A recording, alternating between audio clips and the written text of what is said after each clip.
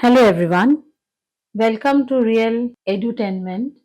Myself, Madhushri Tokekar, is going to discuss about the paper pattern as well as Julius Caesar, Act 1, Scene 1, 2 and 3, and will give you guidance regarding the poetry section. As we all know that your exams are very near, so you might be all very anxious about it. So do not fear. Here I am with some tips and tricks for your upcoming exams so that you can score marks as per your expectations. So let's begin with the session of today. In the first place, we have the paper pattern. Now, this paper pattern, we all know that the literature paper is of 80 marks and 20 marks are there for the internal assessment. So, comes 100 marks. Now, there are 5 different sections in the question paper. The first section, that is section A, will be compulsory MCQs of 16 marks. I repeat, compulsory MCQs of 16 marks.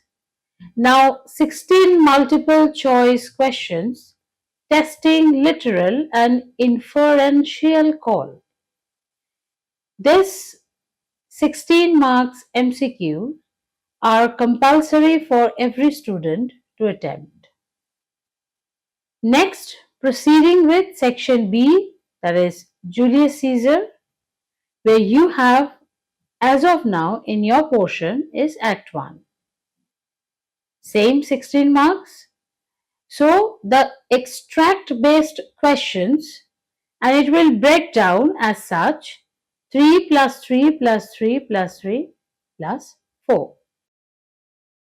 Section C, prose short stories from treasure chest. 16 marks.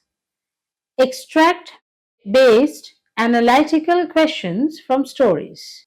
Section D, poetry section, where you have Night Mail and Skimbleshanks. Contextual extract questions evaluating literary device and themes.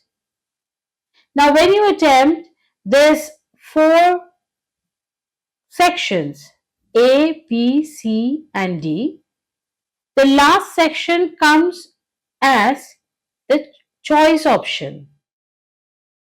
That means you have to attempt one question each from section B, section D, and section C.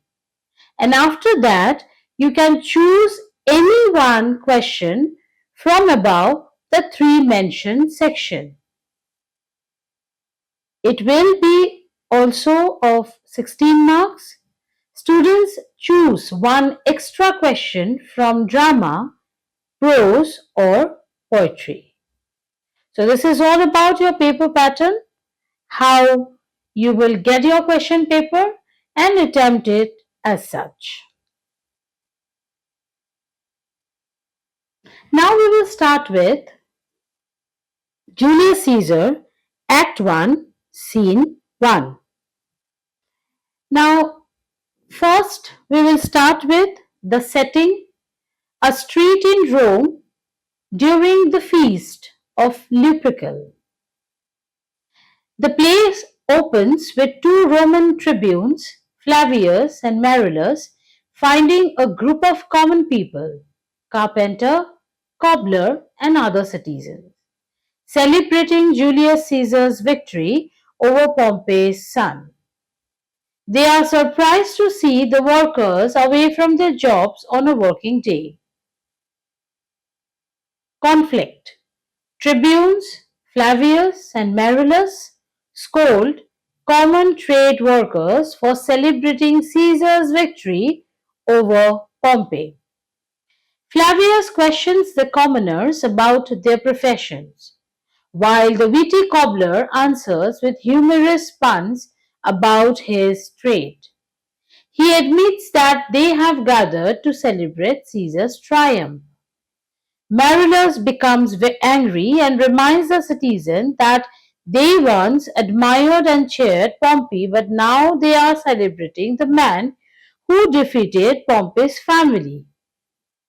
He calls them fickle, ungrateful, and disloyal for changing their loyalties so easily. Fickleness of the mob. The tribunes remind the crowd how they recently praised Pompey and are now cheering his conquer. Actions taken. Tribunes disrobe Caesar's statues of decoration to restrict his rising popularity. Ashamed, the commoners leave Flavius and Marullus, then decide to remove the decoration from Caesar's statues. They fear that Caesar's growing popularity may make him too powerful and eventually turn him into a tyrant. By reducing the public celebrations, they hope to prevent Caesar from becoming king. This scene introduces the political tension in Rome and foreshadows the conspiracy against Caesar. Important exam questions. Why are the cobbler and carpenter in the streets? Explain, wherefore rejoice. What conquest brings he home? What fear do the tribunes harbor regarding Caesar's ambition? This is all about Act 1, Scene 1. Now, next is Act 1, Scene 2. The prophecy. A soothsayer warns Caesar, beware the Ides of March, 15th March, which Caesar dismisses as a dreamer. A public square in Rome during the feast of Lupercal, a festival celebrated on 15th February.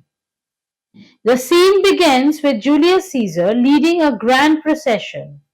His wife Calpurnia is with him, along with Mark Antony, Brutus, Cassius, Casca, and others. Caesar asks Antony to touch Calpurnia while running in the Lupercal race because it is believed that this ritual will cure infertility. Antony promises to obey Caesar without question, showing his loyalty towards him.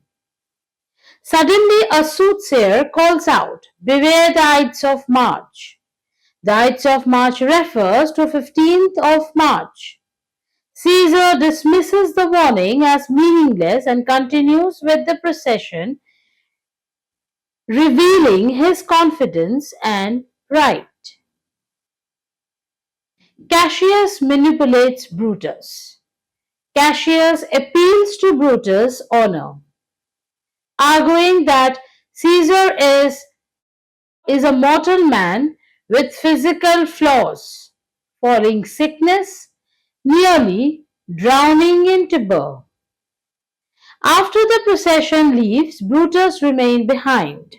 Cassius notices that Brutus seems troubled and begins persuading him to oppose Caesar. Brutus admits that although he loves Caesar, he is worried about Caesar's increasing ambition and power. Cassius cleverly flatters Brutus, saying that Brutus is as honorable and capable as Caesar. He reminds Brutus that one of his ancestors had helped overthrow the last king of Rome, suggesting that Brutus should once again protect Rome from tyranny. To strengthen his argument, Cassius tells two incidents. He once saved Caesar from drowning in the river Tiber. Caesar suffered from fever in Spain and appeared weak and helpless.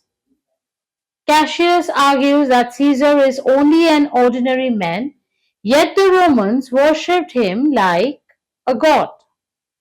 Meanwhile, loud cheers are heard from the crowd. Brutus fears that the Romans may be offering Caesar the crown.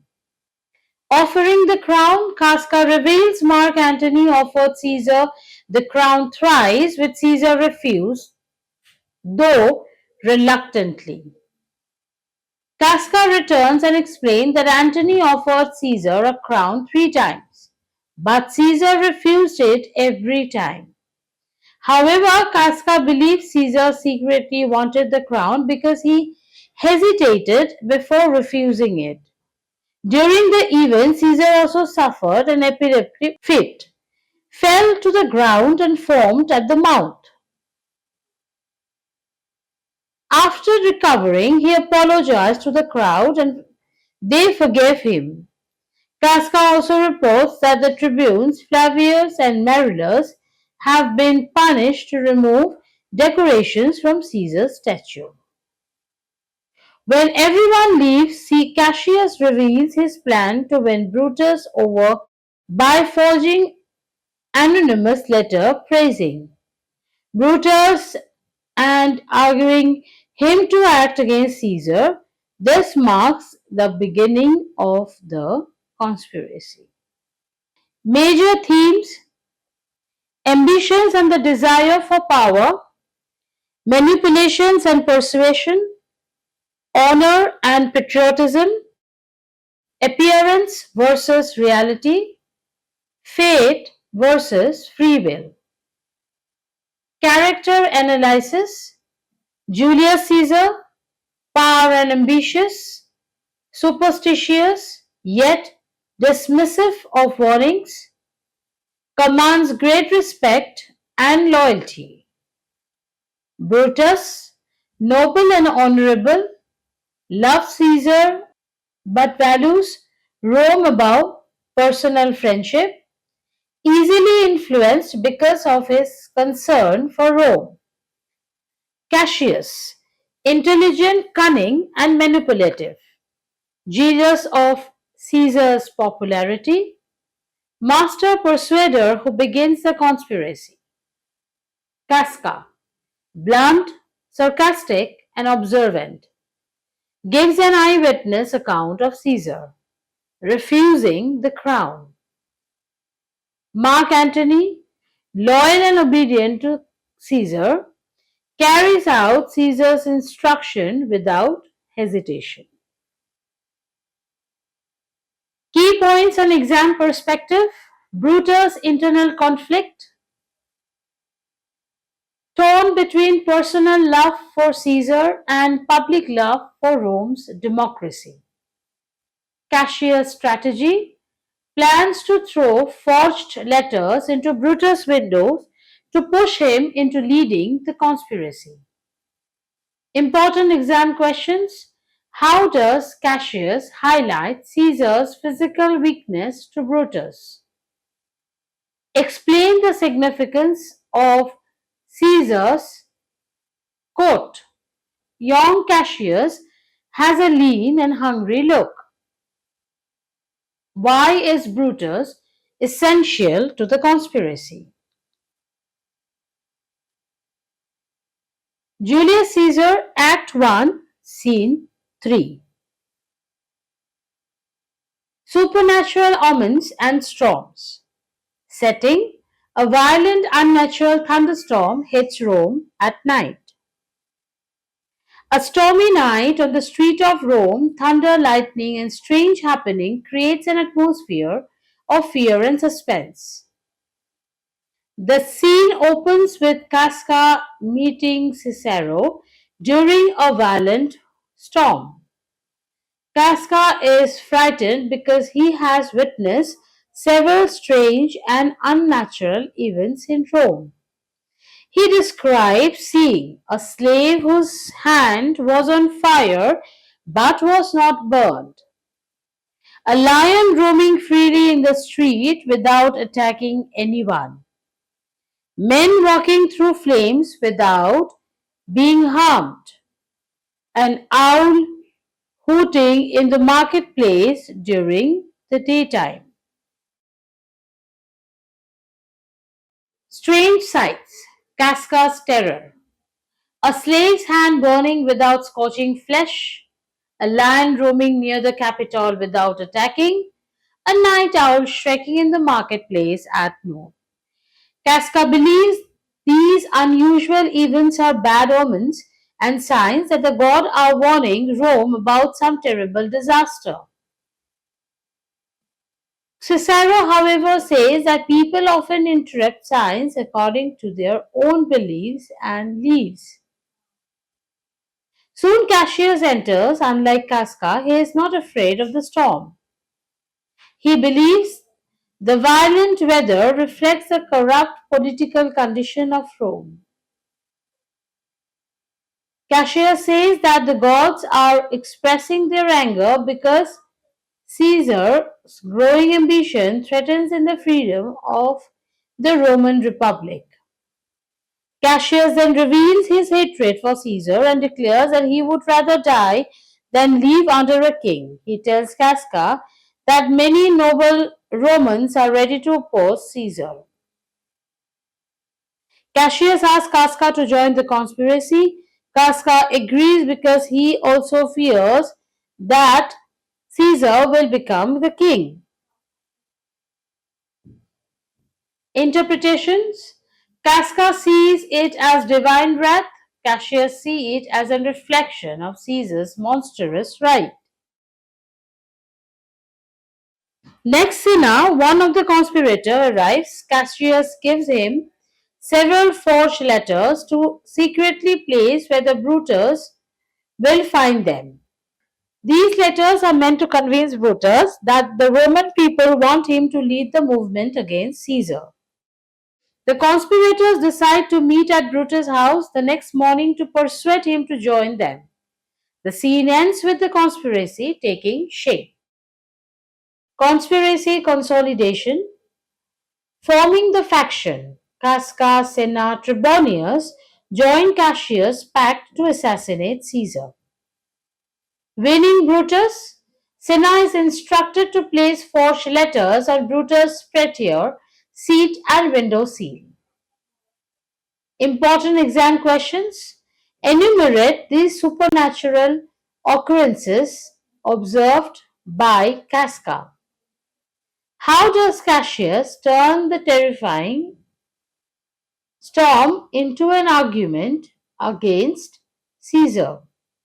What task is assigned to Cinna at the end of the scene?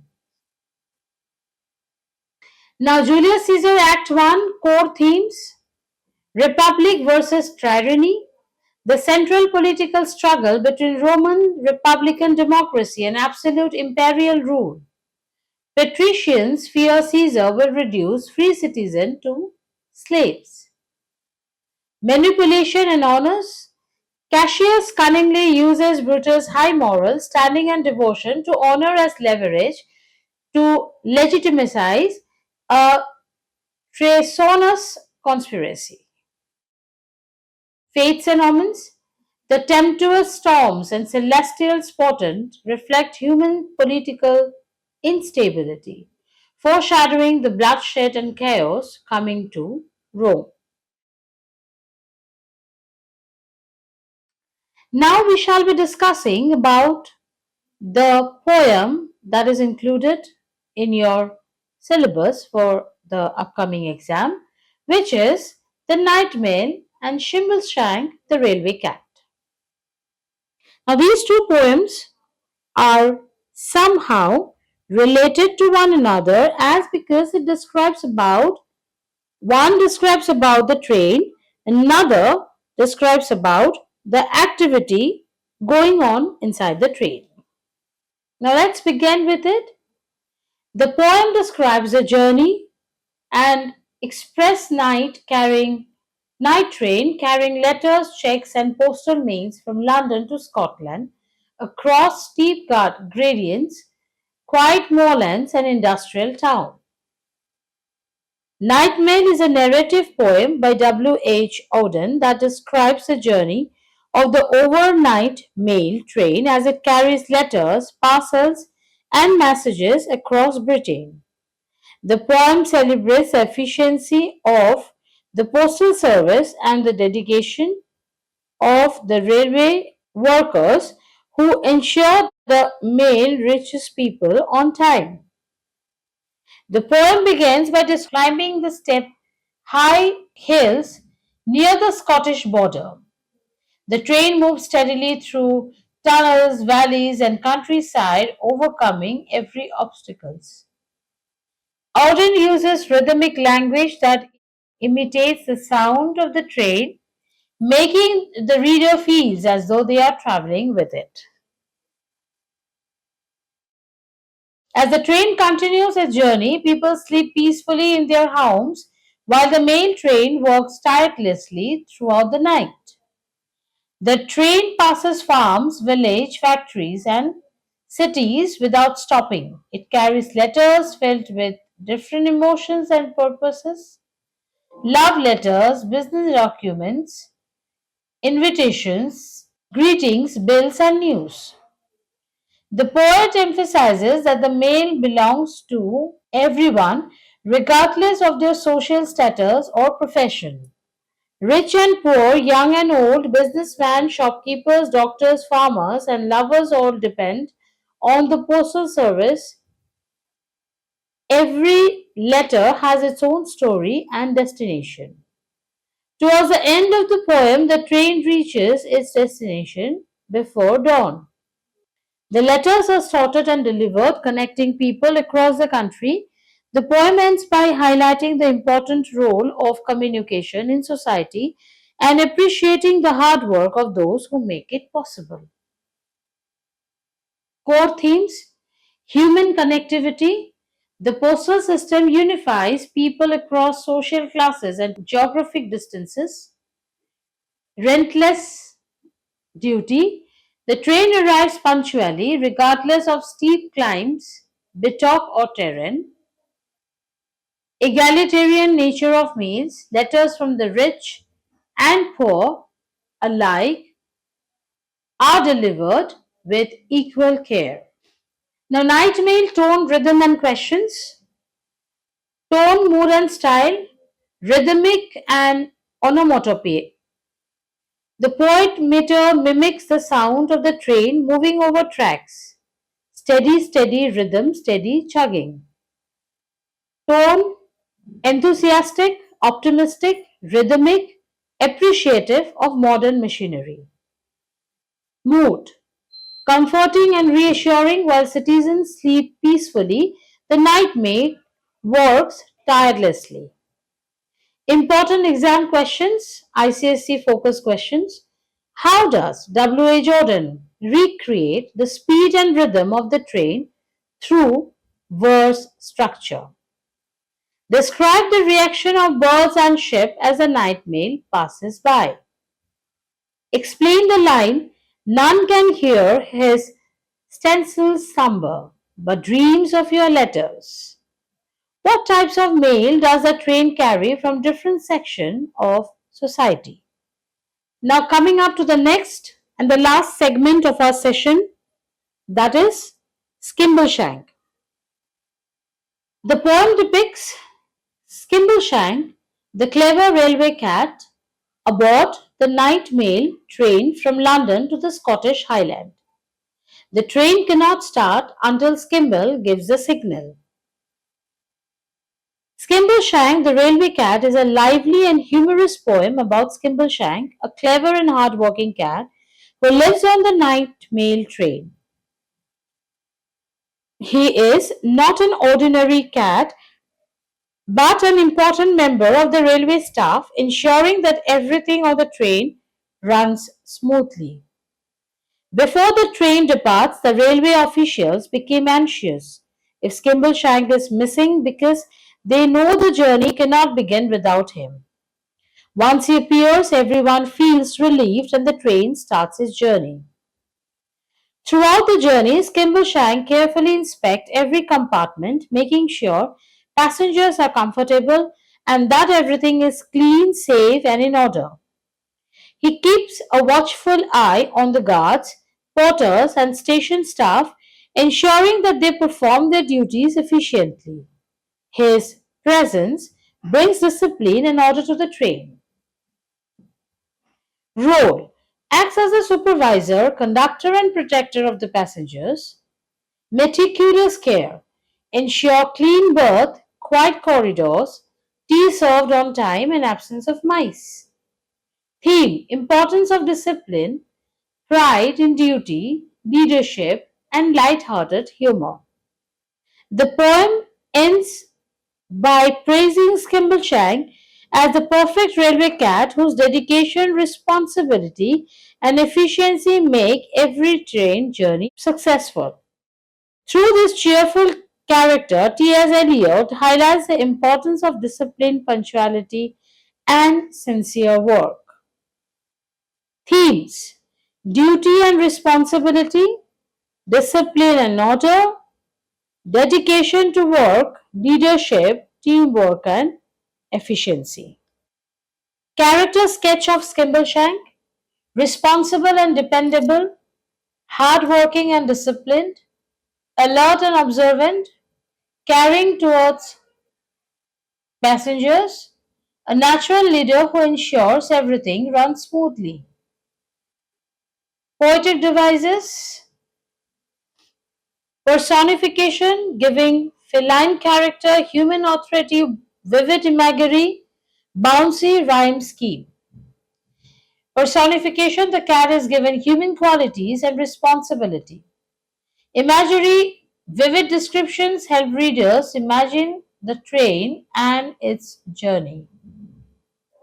Repetitions emphasizes Skimbleshank's importance. Rhythm creates the lively moment of the train. Alliteration adds musicality to the poem. Tone and mood analysis: playful, humorous, affectionate, whimsical, and highly energetic. Mood: warm, cozy, secure, and cheerful.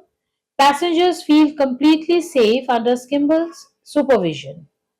Important exam questions: why is there commotion at the station before the train departs at 11:42? How does Skimbleshanks ensure passengers have a pleasant night journey?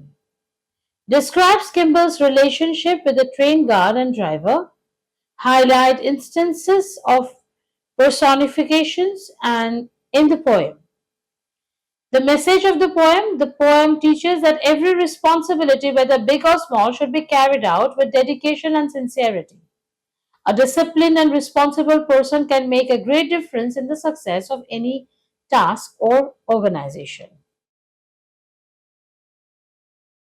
Comparative analysis of both poems. Parameter: first section, second section is about Night Mail by W.H. Auden, and third section is about Skimbleshank, T.S. Eliot. Central focus: the journey and societal function of the mail train, the feline supervisors ensuring order on the train. Tone and rhythm: mechanical, rhythmic, steady chugging bat, playful, bouncy, whimsical, narrative cadence. Core theme: connection across distance equals service for all, duty, orderliness, vigilance, and authority. Atmosphere: sublime landscape, quiet night, industrious tone, cozy, comfortable, lively, and warm interior. With this, I'm going to end my session for today. Hope this will turn out to be helpful for you all. Do like, share, and subscribe, and send the link as maximum as possible so that everybody should get some benefit from this session. With this, all the best for your exam. Have a nice day. Thank you very much.